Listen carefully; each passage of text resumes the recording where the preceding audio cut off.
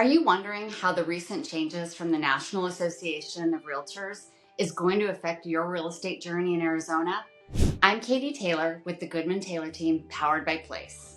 So you may have heard on the news over the last year that several websites were brought against the National Association of Realtors regarding commissions. NAR, or the National Association of Realtors, has settled those lawsuits, and as a result, the way transactions are handled have changed a little bit. So as a result, also, agents are going to have to follow a new procedure in order to make sure everything is transparent for you as a buyer or a seller. So if you've done real estate in Arizona, you should know that commissions that are paid to realtors have always been negotiable. What typically used to happen is a seller would offer a commission amount when they were selling their house, and their listing agent would take that chunk of commission and they would separate it and pay some of that commission towards the buyer's agent. The way that we're doing that has changed now. We're going to make sure that we are disclosing a lot more to buyers and sellers about how we are paid and where that comes from. And it's just going to be a lot more transparent for everybody involved.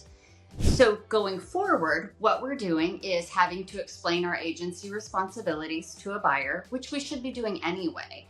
And we're going to have to explain to a buyer how we get paid.